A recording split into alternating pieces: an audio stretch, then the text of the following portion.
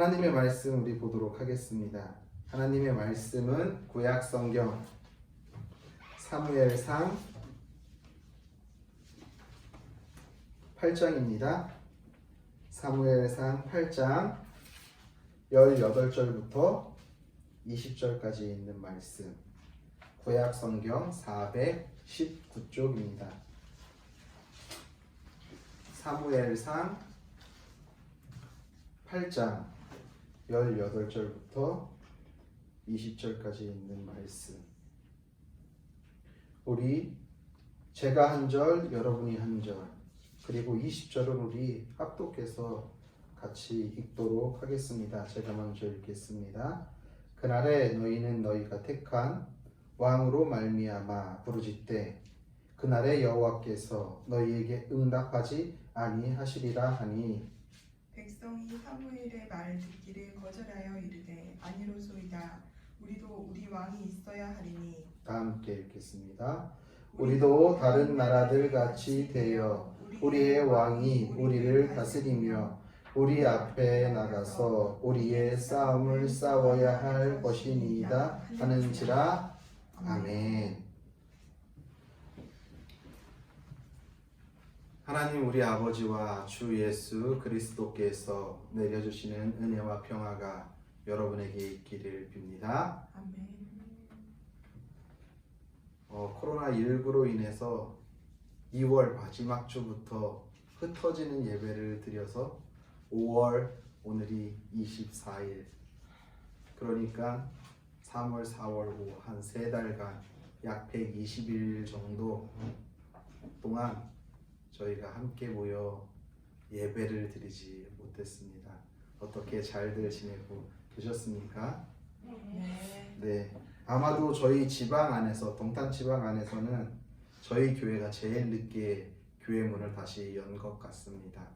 다른 교회들은 5월 첫째부터 열은 교회들도 많고, 그리고 4월 달에 부활주일이 있어서 부활주일 때부터 교회를 열은 교회들도 많고, 뭐 늦게는 지지난주에 열었던 교회들도 많은데, 저희는 지난주에 원래는 계획대로였다면 지난주부터 모이는 예배를 함께 했었어야 하는데, 이태원발 또 코로나가 그래서 또 지역의 확산됨으로 인해 가지고 저희는 한 주간 더 연기를 해서 오늘 이렇게 모이는 예배로 함께 드리게 됐습니다. 많은 전문가들이 그런 이야기를 합니다. 코로나 이전의 생활과 코로나 이후의 생활이 이제는 완전히 달라질 것이다. 오늘 우리 설교 제목에도 언택트라고 이야기했는데, 이 언택트는 뭐냐면은 컨택트가 뭐죠? 접촉하다라는 뜻을 가지고 있죠. 이것의 부정어거든요. 그러니까 비접촉. 우리 정부에서 계속 말하고 있죠. 생활 속 거리두기. 이거보다 좀 더 생활 속 거리보다 강력하게 했던 게 사회 속 거리두기. 그것이 뭡니까? 주로 말하는 것이 비대면. 사람과 사람이 만나지 않는 거예요. 왜? 사람과 사람이 만나면 혹시 모를 전파가 있을까봐 비대면으로 서로 이제는 모든 것들을 행해 나가는 것이죠. 즉, 비접촉, 접촉이 일어나지 않아야지 더 이상 감염이 전파의 우려가 줄어들기 때문에 그렇게 생활 속 거리두기 혹은 사회적 거리두기를 계속 정부에서 요청하고 저희들이 코로나 이후에 그것을 계속 지키면서 지금까지 이렇게 달려왔다라는 것입니다. 어떻게 보면 그 결과 우리나라는 다른 세계의 다른 나라에 비해 아주 방역이 잘 되었다라고 생각됩니다. 여전히 뭐 유럽 국가나 혹은 남미나 북미나 그리고 아프리카나 수백 명에서 수천 명 혹은 수만 명의 확진자들이 지금 나오고 있는 추세에 우리나라는 일일 평균 많이 나와봤자 뭐 지금은 20명, 30명 이태원발 때문에 이태원이 터지기 전에는 뭐 지역 감염자는 안 나온 적도 여러 번 있었습니다. 이런 식으로 어느 정도 우리나라는 지금 안정세에 있다는 생각이 듭니다. 그래서 많은 사람들이 코로나 이후의 전문가들이 삶은 예전에 우리가 코로나 이전의 삶으로는 돌아갈 수 없다라고 그렇게 이야기합니다. 당장 저희 교회 봐도 답답하게 다 마스크를 쓰고 있어야 돼요. 들어오기 전에 발열 체크를 해야 돼요. 출석 명부도 작성해야 돼요. 왜? 정부에서 그렇게 하라고 하거든요. 혹시 모를 감염자들 때문에. 뭐 저희 교회야 워낙 소규모고 그렇게 크지 않기 때문에 그럴 일은 없지만 저희보다 이제 좀 더 규모가 큰 교회들은 어떤 사람이 어떻게 오는지 모르잖아요. 그러니까 일일이 다 꼼꼼하게 발열 체크를 해야 되고 다 저희도 이게 따닥따닥 붙었던 의자를 다 띄워놨어요. 지금 1m 간격 이상씩 다 띄워놨어요. 왜? 그래도 우리가 정부의 수칙을 잘 지키면서 예배를 드리는 것이 맞기 때문에. 그런데 코로나 이전에는 우리가 전혀 상상해보지 못했던 이런 광경인 거죠. 이제는 악수도 하지 말라고 합니다. 그래서 손과 손을 마주치는 악수를 할 때가 있고요. 이렇게 뭐 크로스해서 서로 이렇게 팔꿈치로 인사하는 인사도 많이 있습니다. 어디 좀 많이 모이는 데 가면은요 다 발열 체크하고 거의 모아주는 줄 아십니까? 우리 4월 달에 투표했었죠. 그때 투표할 때 어떻게 하죠? 비닐 장갑 주죠. 네, 비닐 장갑 주더라고요. 비닐 장갑 끼고 들어가라고. 전혀 느껴보지 못한 이러한 일들을 우리도 지금 당장 우리의 삶 가운데 접하고 있다는 것입니다. 우리가 이 세기를 나눌 때 BC, AD 이렇게 나누죠. 알고 계시죠? 그래서 BC는 무엇입니까? Before Christ. 그러니까 예수님이 오시기 전에를 BC라고 이야기한다면은 AD는 예수님이 온 후에를 AD라고 이야기를 해요. 그런데 지금은 뭐 미래학자들도 그렇고요. 그리고 뭐 종교학자들도 그렇고요. 사회학자들도 그렇고요. 전문가들은 뭐라고 하냐면요. BCAC라고 이야기하더라고요. BC, Before 코로나. 코로나 이전의 삶과 AC, After 코로나. 코로나 이후의 삶이 완전히 이제는 바뀐다라는 거예요. 우리가 삶을 살아가면서 참 힘든 게 무엇이냐 하면은요. 우리가 내일의 일을 모르고 앞으로의 일을 몰라요.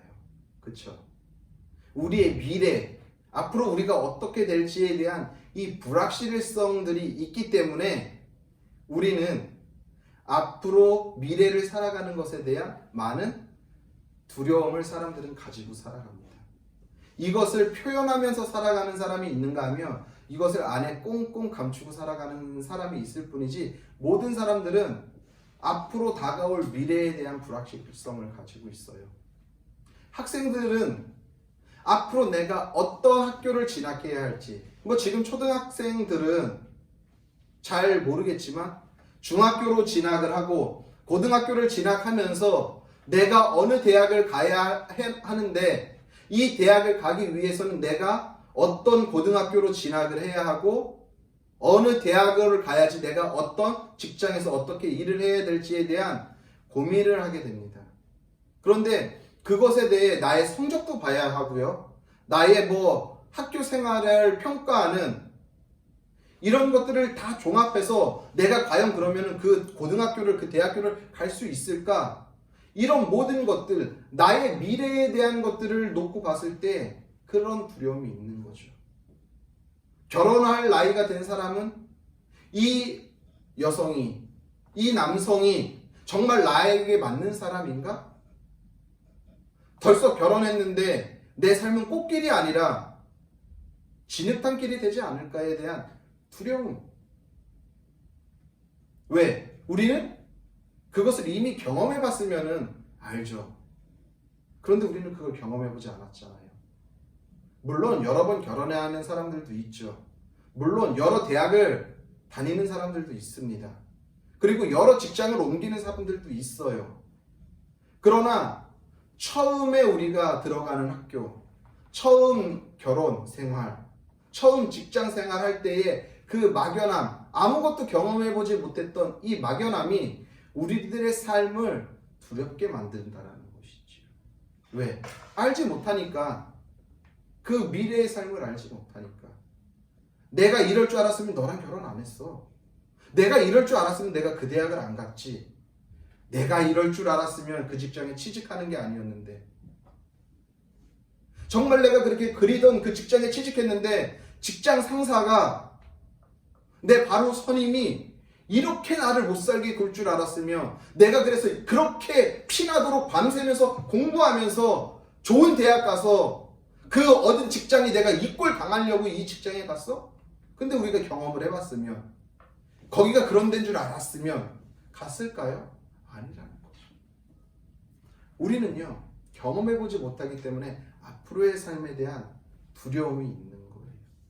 그것 때문에 우리가 삶을 살아가는 게 쉽지 않다라는 것입니다. 그런데다가 지금은 이제 어떻게 됐어요? 언택트.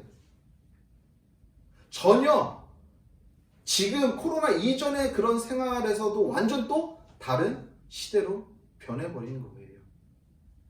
이제는 사람 만나는 것조차도 많은 과정들을 거쳐야죠. 스텝들을 거쳐야 되는 거예요.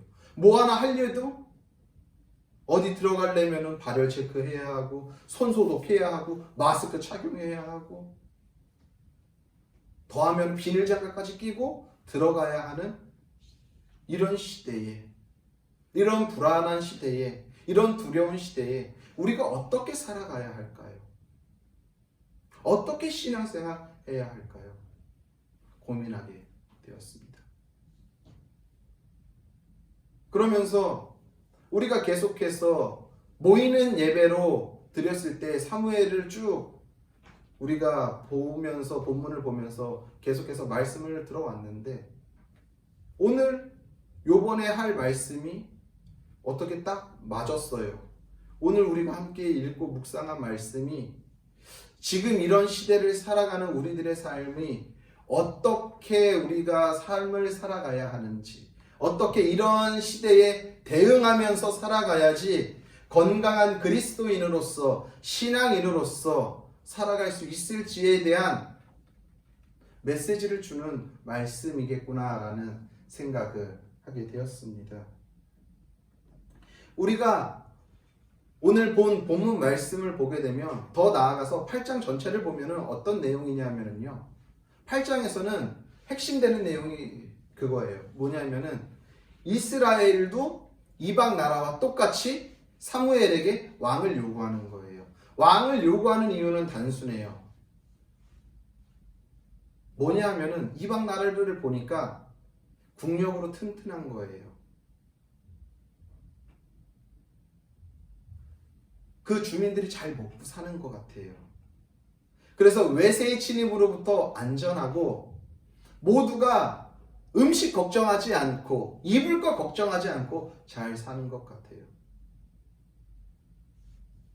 그래도 코로나 때문에 우리나라가 이제는 선진국 반열에 올라왔다고 저는 생각을 합니다. 우리 성도님들은 어떻게 생각할지 모르지만 이 코로나 때문에 초기에는 정말 이래다 우리나라 망하는 거 아니야 라고 했는데 이제는 전 세계가 우리나라에서 검사 진단 키트를 요구하고 있습니다. 이게 아주 효자 몫을 톡톡히 하고 있죠. K방역이라고 해가지고 전 세계에서 한국 진단 키트를 그렇게 원합니다. 그래서 우리는 그걸 가지고 협상을 할 수 있게 됐고요. 그래서 국가 위상이 엄청 높아졌다라고 매스컴을 통해서 접하게 됩니다. 그런 거죠. 어떻게 보면은 지도자들을 그리고 그 구조를 어쨌거나 지도자가 그 구조를 만드는 거니까 지도자를 잘 뽑아놨더니 나라가 부강하더라. 이방 나라들을 보니까 왕들이 있다 보니까 외세의 침입에서 안전하더라. 저들은 잘 먹고 잘 살더라. 이스라엘 눈에 보인 거예요. 왜? 이스라엘은 지금 아직 사울이 이스라엘 왕으로 선택되기 전이니까. 본인데 계속해서 사사시대의 연결고리거든요. 400년 동안 이들은요 왕이 없었어요. 왕이 없었던 건 아니죠. 하나님이 왕이었죠. 근데 하나님을 왕으로 인정하지 않았죠. 400년 동안 어떤 한 사람이 통치를 하진 않았단 말이에요. 그러니까 계속 외적이 공격해 들어오는 거예요. 그럴 때마다 너무나도 괴로운 거예요. 그럴 때마다 너무 힘든 거예요. 그럴 때마다 먹고 살기 그러지 않아도 먹고 살기 힘든데 전쟁 한번 나고 나면은 먹을 것이 더 없어지잖아요. 우리가 가끔 TV를 보면은 TV에서 뭐 굿네이버스나 혹은 뭐 월드비전이나 컴패션이나 이런 데서 그리고 난민기구나 이런 데서 아이들 후원해 주세요. 뭐 얼마만 후원하면 한 달에 뭐 2만원 3만원만 후원하면 이 친구들의 가정이 한 달 동안 먹고 살아요. 대부분 그런 친구들은 어떤 친구들이죠? 전쟁으로부터 나라가 많이 황폐해졌던 나라. 왜? 계속해서 전쟁이 있는 나라는요 잘 먹고 잘 살 수가 없거든요. 이스라엘도 마찬가지인 거예요.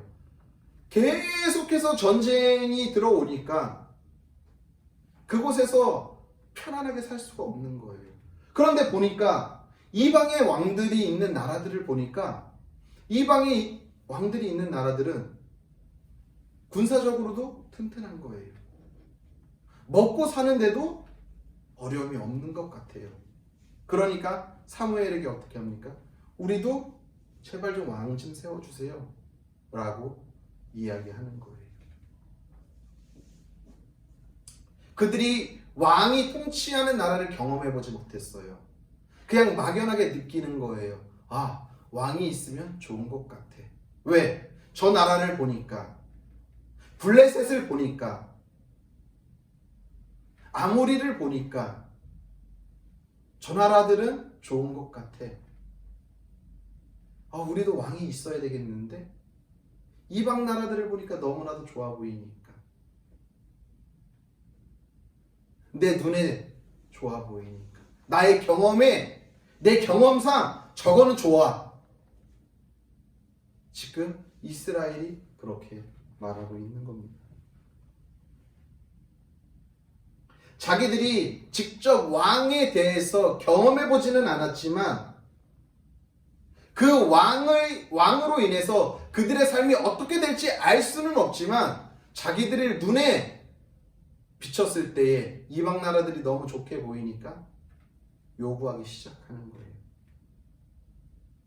그러니까 사무엘이 뭐라고 말합니까? 정말 왕을 원하니? 왕이 있다고 다 좋은 게 아니야.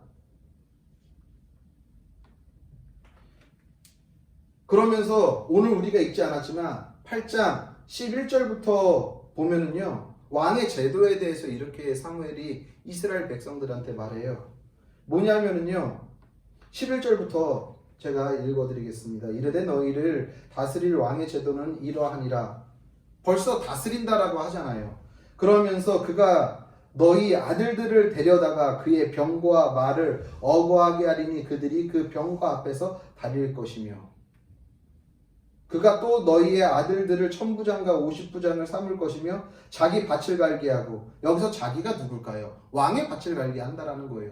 그러니까 왕을 세우게 되면 왕이 너희들의 자녀들을 데려다가 밭을 갈게 할 거야. 그리고 자기 추수를 하게 하고, 그 밭을 갈았으니까 추수를 해야 할 거예요. 왕이 추수를 합니까? 백성들에게 추수를 시킨다라는 거예요. 그리고 자기의 무기와 병거의 장비도 만들게 하며, 무슨 말이냐면 너희들이 그렇게 원하는 왕을 세우지. 그런데 그 왕의 제도는 이래. 그 왕을 유지하기 위해서는, 그 왕의 자리를 유지하기 위해서는 너희들의 자녀가 거기 가서 노역을 해야 돼. 그리고 병기도 만들어야 되고 그것도 관리해야 되고 밭도 만들어야 하고 이 모든 것들을 너희들이 자녀가 해야 돼 라고 하면은 좀 더 우리가 이성적으로 생각하면은 내가 생각하는 거랑은 좀 다른데? 하고서 그럼 우리 왕 안 할래요. 이게 정상인데 이스라엘 백성은 그렇지 않는 거예요. 거기서 끝나는 게 아니라 계속해서 13절, 14절, 15절, 16절, 17절까지 계속 그 왕의 제도에 대해서 이야기하는 거거든요. 근데 그게 긍정적으로 이야기하는 것이 아니라 다 부정적으로 지금 이야기를 하고 있단 말이에요. 왕을 세움으로 인해서 너희 자녀들이 이러한 것들을 하게 될 거야 라고 하는데도 이스라엘 백성들은 아니에요. 그래도 우리는 왕이 필요해요. 왜? 이미 이들의 눈은 이방의 왕들에 대해서 홀딱 넘어가 버린 거예요. 자기들의 눈으로 너무 좋아 보이니까 아무리 사무엘이 왕의 제도에 대해서 이런 것들이 안 좋은 점들이 있다라고 말해도 그거는 귀에 들어오지 않는 거예요.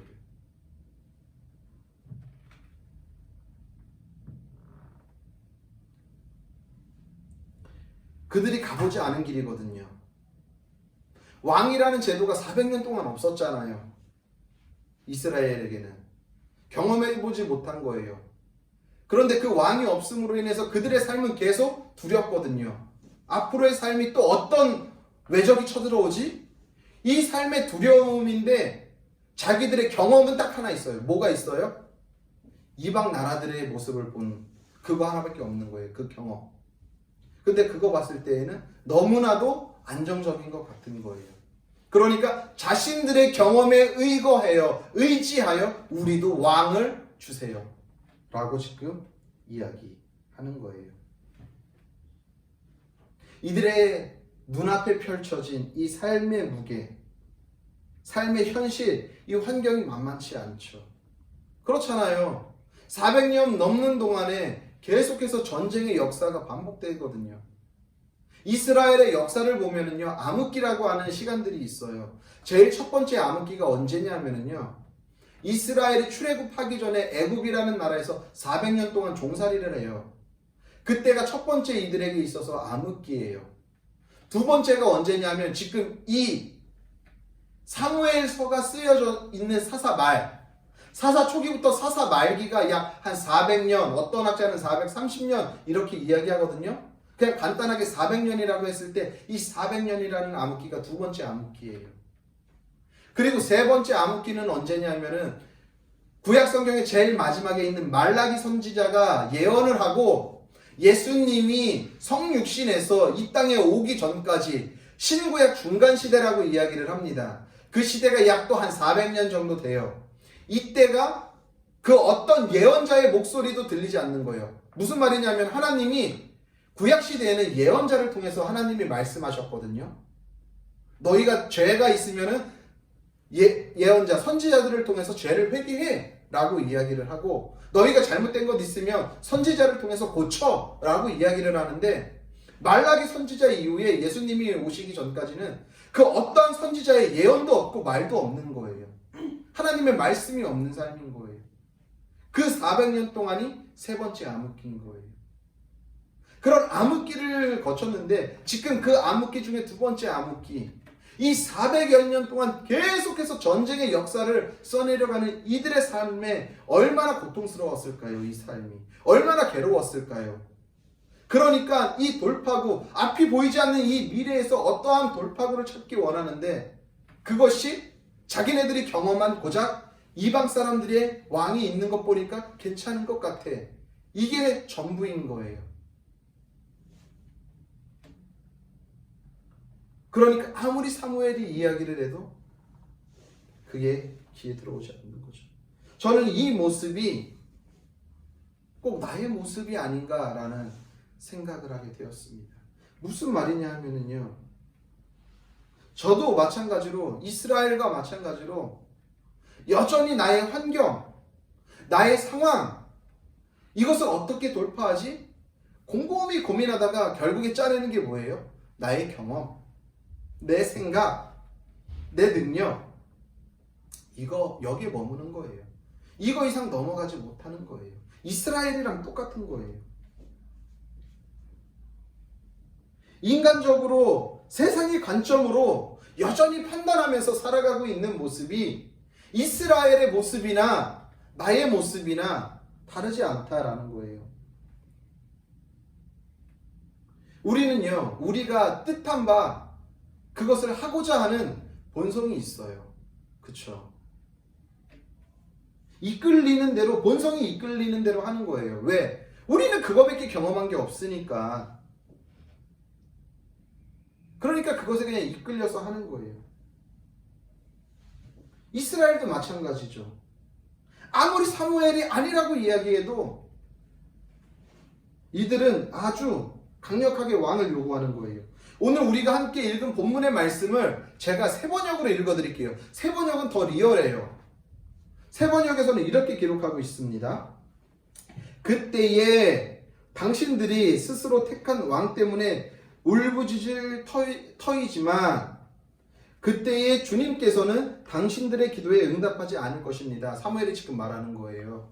그렇게 왕을 원해? 그런데 너희들이 택한 그 왕 때문에 너희들이 울부짖을 날이 올 거야 라고 이야기하는데도 이들은 그것에 대해서 전혀 들을 생각이 없어요. 그러니까 19절에 이렇게 일러주어도 백성은 사무엘의 말을 듣지 않고 말하였다. 어떻게 말하였냐 하면 이렇게 말한 거예요. 그렇지 않습니다. 우리에게도 왕이 있어야 되겠습니다. 강력하게 말하는 거예요. 아니에요. 그래도 우리에게 왕이 있어야 돼요. 라고 말하는 거예요.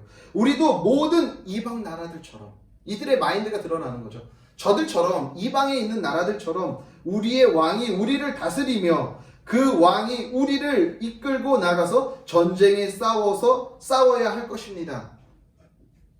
저들의 눈에는 그냥 지금 눈앞에 펼쳐져 있는 이 현실, 전쟁에서 이기고 먹고 사는 것에 대한 것만 급급해서 왕이 필요하다라고 하는데 사무엘은 그것만 가지고 왕이 필요한 게 아니라라고 계속 말하는데도 그렇게 지금 이야기하는 거예요.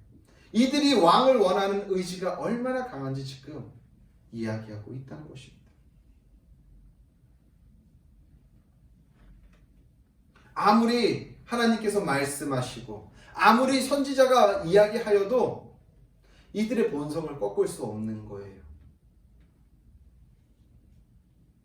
이게 제 모습이라는 거죠. 이게 우리의 모습이라는 것이죠. 나의 경험, 나의 생각의 틀, 이 인간의 본성과 묶여 있다면요, 아무리 하나님이 말씀하시고 아무리 목사 할아버지가 이야기를 해도 변하지 않는 거죠. 곧 죽어도 내 말, 내 경험이 맞는 거예요.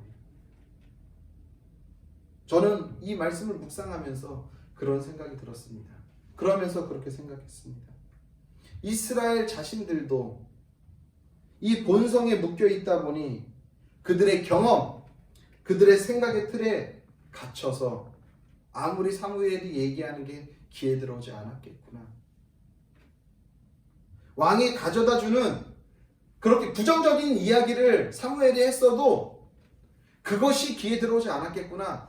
눈에 보고 그들이 경험했던 좋은 모습만 눈에 들어왔겠구나 라는 생각을 하게 되었습니다.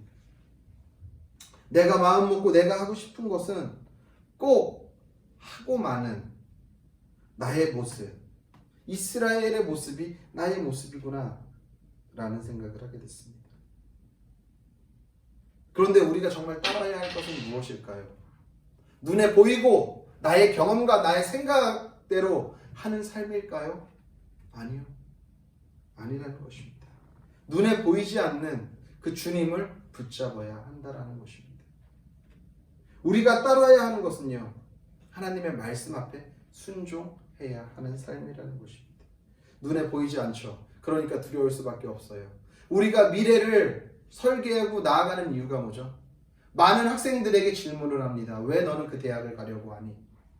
너는 왜 그런 직장을 가려고 하니? 불확실한 미래 때문인 거거든요. 결국에는. 왜? 좋은 대학을 들어가야지 좋은 직장에 취직할 확률이 높아지죠. 좋은 직장에 취직을 해야지 안정된 먹거리가 제공되잖아요. 어떻게 변할지 모르는 불확실한 미래에 안전장치를 한다라는 거죠. 그러면은 그 미래가 보장될까요?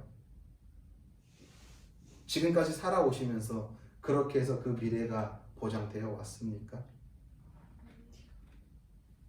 그렇지 않다라는 것이죠. 그렇다고 한다면 과연 우리가 이 두려운 미래에 무엇을 붙잡고 무엇을 의지하고 나아가야 할까요? 오늘 사무엘이 말하는 거예요.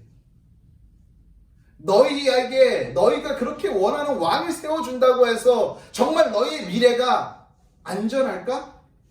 너희 미래가 꽃길일까? 아니야. 정말 왕으로 모셔야 할 하나님을 왕으로 모시지 않고 있는데 어떻게 너희들의 미래에 대해 보장을 장담할 수 있니? 라는 것을 지금 말하고 있는 거예요. 우리의 삶도 마찬가지죠. 코로나19 때문에 그리고 언택트 시대에 모든 사람들이 서로 접촉을 하지 못하고 비접촉의 시대로 가는 이 시대에 모이기도 힘들어지는 이러한 시대에 더 불확실한 미래들이 점점점 생각보다 더 빨리 다가온 이 시대에 어떻게 하면 우리가 이런 시대에 맞서서 건강하게 살아갈 수 있을까요? 그것은 다른 것이 아니라 오늘도 주님이 그럼에도 불구하고 우리의 삶을 여전히 인도하시고 이끌어 가신다라는 믿음을 가지고 말씀을 붙잡고 살아가야 한다라는 것입니다. 그거밖에는 방법이 없는 거예요. 왜? 우리 하나님은요, 어떠한 상황과 환경 가운데서도 선하신 것을 만들어내시는 분이거든요. 환경이 너무 힘들고 어려워도 그곳에서 하나님은 싹을 틔우실 수 있는 분이고요. 그곳에서 희망의 빗줄기를 비칠 수 있는 분이 하나님이기 때문에 그분만이 이 암울한 미래에, 앞이 보이지 않고 두려운 이 미래에 우리의 온전한 희망이 되신다라는 사실입니다. 저는 오늘 말씀을 보면서 그것을 보게 되었어요. 그래, 목사로서 고민이 많아요. 어떤 고민이 많을까요? 한 번도 저도 경험해보지 않았어요.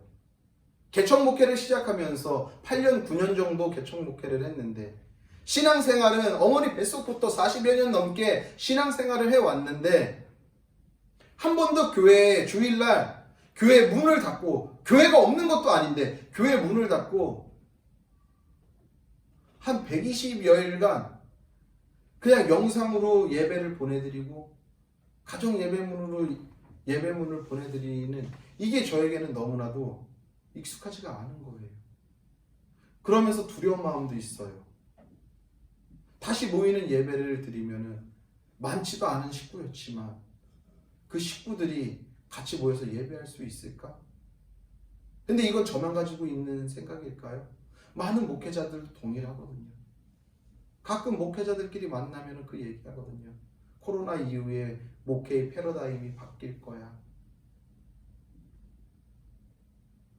저희 교회보다 훨씬 큰 교회들도 너무나도 고민이 많은 거예요. 왜?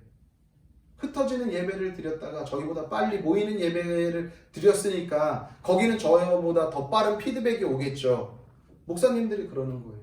성도님들이 안 나오신다는 거죠.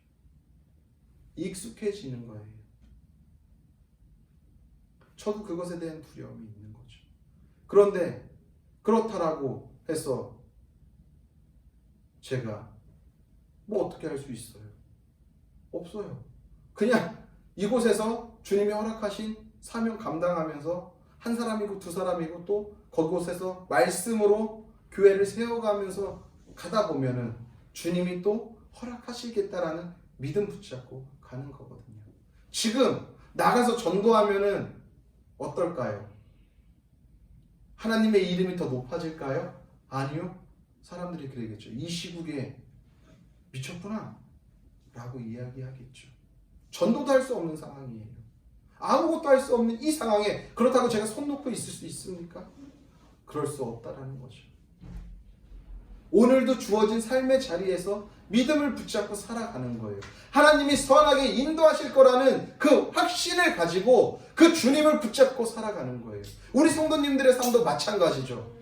코로나 이후에 이 삶이 어떻게 될지, 우리에게 어떻게 펼쳐질지 알 수 없지만 그럼에도 불구하고 신실하신 우리 하나님이 있기에 내가 그 하나님을 붙잡고 오늘도 그냥 믿음으로 살아가는 거예요. 말씀으로 순종하며 살아가는 거예요. 그러다 보면 그 삶의 자리에서 지키다 보면 우리 하나님께서 선하게 우리의 삶을 인도하신다는 것이죠. 지금 그 어떠한 것도 우리의 삶에 답으로 주어지지 않지만 그럼에도 불구하고 그 주님이 신실하시기에, 그 주님이 선하시기에, 그 주님이 흠이 없으시고 완전하시기에 그 주님 붙잡고 오늘도 살아가는 거예요. 그러다 보면 그 삶이 우리들에게 회복을 허락하실 거고, 그러다 보면 그렇게 살아가다 보면은 언젠가는 우리들의 삶에 진정한 소망과 희망이 넘치게 된다라는 것입니다. 사랑하는 성도님들, 우리가 삶을 살아가다 보면 날마다 살아가던 그 길만 살아갑니까? 우리가 삶을 계획해도요, 그 계획대로 삶이 흘러갑니까? 그러지 않죠. 우리가 아무리 철저하게 삶을 계획한다 하더라도 삶은 계속해서 틀어져요. 그런데 생각지도 못한, 누가 코로나가 이렇게 될 줄 알았어요. 저는요 진짜 신천지 31번 확진자가 나오기 전까지만 해도 우리나라는 30명대 선에서 끝나는구나 알았거든요. 아마 많은 분들이 그렇게 생각했을 거예요. 왜냐하면 우리나라는 메르스라는 그것 때문에 의료체계가 그때 무너졌던 것을 경험했기 때문에 계속해서 보건복지부 질병관리본부가 그런 부분에 대해서 많이 준비를 해왔다고 매스컴에서 이야기를 하니까, 그래서 대처도 잘했던 것 같아요. 30번까지. 그래서 끝나는 줄 알았어요. 그런데 어떻게 됐어요? 31번을 통해서 전국적으로 일파만파 퍼졌어요.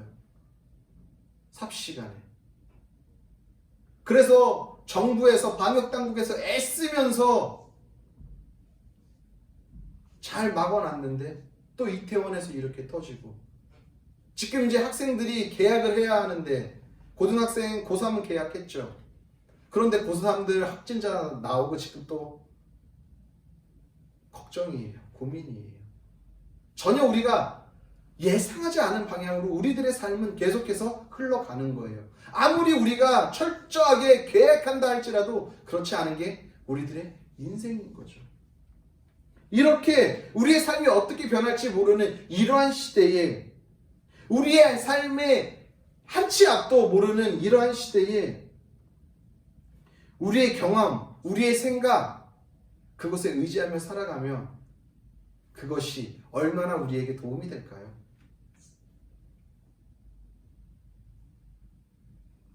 근데 오늘 하나님은 말씀하시는 거예요. 너의 경험대로가 아니라 불확실하지만, 두려워 보이지만 그럼에도 불구하고 나를 믿고 한 걸음씩 가보자. 제가 며칠 전에 아내와 얘기할 때 그런 이야기를 한 적이 있습니다. 한 목사님이 그런 말씀을 하셨어요. 칠흑같이 어두울 때 먼 곳을 보려고 할 때는요 하나도 안 보인다는 거예요. 그런데요 참 신기한 게요, 자세히 그 자리에서 멈춰서 발끝을 내려다보면은 그 한 걸음 앞은 아무리 깜깜해도 보인다라는 거죠. 그런 경험 해보셨습니까? 저는 완전 시골에 살다 보니까 지금은 많이 좋아졌는데, 예전에는요 가로등도 없어서 진짜 해 떨어지면은요 앞이 하나도 안 보였었거든요. 근데 곰곰이 생각해보니까, 그때 생각해보니까 정말 그래요. 너무 어두워서 앞이 안 보일 때 가만히 눈을 감았다 딱 뜨고 가만히 이렇게 내려다봐서 발끝을 보면서 조금씩 한 걸음씩 걸어 나가면은요 그 길이 보이더라고요. 우리 인생이 마찬가지인 거죠. 불투명한 미래에 저 앞을 계획해서 가는 것이 아니라 내 바로 앞에 거 한 걸음 가다 보면은 출구를 만나게 될 것이고, 그러다 보면은 큰 대로로 나갈 수가 있고 빛이 비치는 밝은 곳으로 나갈 수 있는 것입니다. 그 한 걸음 갈 때에 나의 생각과 나의 의지가 아니라 오늘도 하나님 붙잡고 하나님의 말씀 의지하면서 그 걸음을 차곡차곡 걸어가다 보면 내가 생각지도 않고 내가 뜻하지도 않은 그 시점에 우리 주님께서 우리들의 삶을 아름답게 만드시고 이끄신다라는 사실을 기억하십시오. 부디 우리 모두는 이러한 불확실한 시대에, 앞이 보이지 않는 시대에도 믿음 잃지 않고 우리의 주인 되시고 우리의 왕 되신 그 주님을 바라보고 붙잡고 믿음으로 이 힘들고 어려운 시대를 잘 이겨나가는 건강한 성도님들 되시기를 예수님의 이름으로 간절히 소원합니다. 기도하겠습니다. 주님, 감사를 드립니다. 오늘도 주님께서 우리들에게 말씀하여 주셨습니다. 주님, 힘들고 어려운 시대, 불확실하고 두려운 이 시대를 살아가지만, 가보지 않은 그 길을 가지만 주님께서 함께하여 주셔서 우리의 이정표 되시고 우리의 나침반 되시고 우리의 길잡이 되어 주셔서 우리들의 인생을, 우리들의 삶을 선하고 아름답고 거룩한 곳으로 인도하여 주님 안에서 아름다운 희망을 품고 살아가는 우리 성도들의 삶이 되도록 주님께서 인도하여 주옵소서.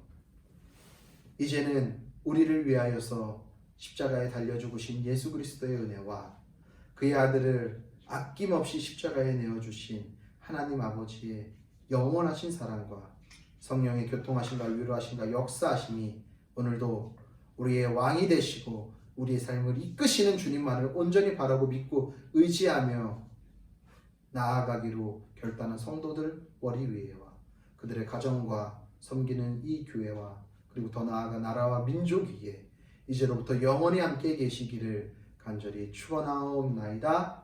아멘.